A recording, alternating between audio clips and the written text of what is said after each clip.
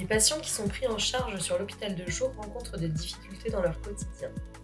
La phase aiguë de la maladie étant passée, nous avons pu constater qu'ils ont du mal à formuler des envies, à prendre des initiatives, à être en groupe et interagir ensemble.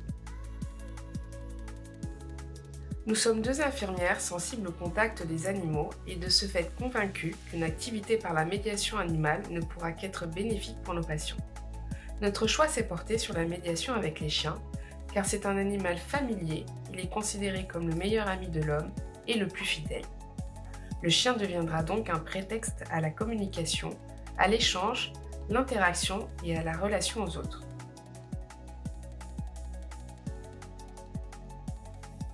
Après quelques recherches de différentes associations, nous avons choisi l'association Une patte, un regard, qui nous a semblé la plus adaptée pour les patients. La qualité de l'échange avec l'intervenante nous a confortés dans notre choix.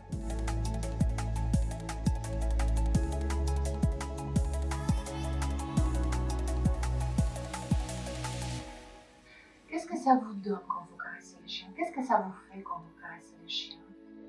Ça détend, ça déstresse, ça fait du bien. Et vous, qu'est-ce que ça C'est vous relaxant. C'est relaxant. Oui, tout à fait. C'est très, très, très relaxant. Et vous, qu'est-ce que vous allez me dire quand vous caressez un chien? Oui, c'est même plus que relaxant, c'est réconfortant. On sent un lien privilégié avec le chien. Tout à fait, parce que le chien, en fait, il va tout naturellement vers nous. Il crée une liaison spontanée, authentique, en fait. Voilà, il n'est pas dirigé, il vient vers nous, il ne nous juge pas. Le chien ne nous juge pas, il nous aime comme on est. À l'hôpital de jour, ce sont des séances qui ont lieu une fois par semaine avec un petit groupe de patients. Cela permet un instant privilégié pour chacun d'entre eux avec l'animal, puisque l'intervenante que nous avons choisie vient avec plusieurs chiens pour chaque séance qui sont des cavaliers King Charles. Des moments de complicité sont nés au sein de cette médiation avec les chiens, l'intervenante et les soignantes, ce qui nous a permis de travailler sur différents axes.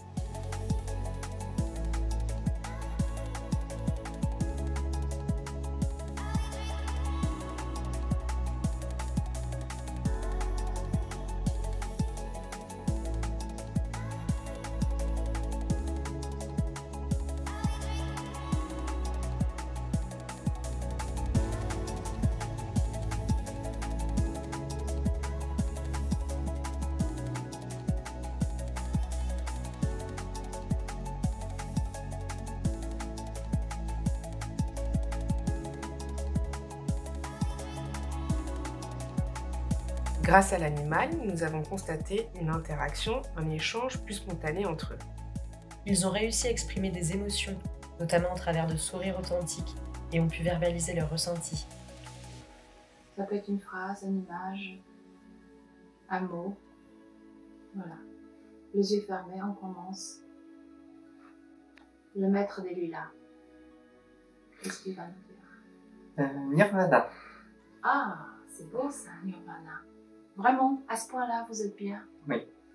C'est parfait. Le maître des mélodies. Partage. Oui. Le maître de Esme. Douceur. Douceur. C'est très bien. Qu'est-ce qu'il y a d'autre? Compagnon. Oui. Fidélité. Oui. Et c'est tout. Mais c'est tout à fait ça. Ouais. C'est tout à fait ça. Et c'est ça qui aide dans la vie quotidienne. Parfait. Et bien, le maître de Bella, qu'est-ce qu'il ressent? C'est chaleureux, Oui, ça fait du bien. ça fait du bien.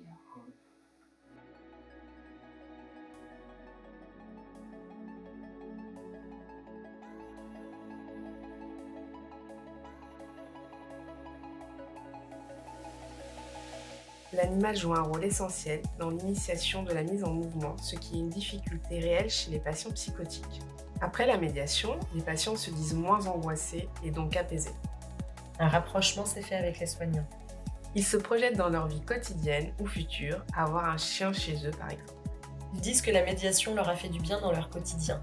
Ils se sentent moins seuls, se sentent utiles, sont en contact, en relation. Ils prennent soin d'un être vivant, ils se sentent vivants. Un lien réel de complicité est né entre tous et facilite nos échanges chaque jour. Lors d'un temps comme celui-ci, nos patients dépassent leurs difficultés grâce au contact avec l'animal.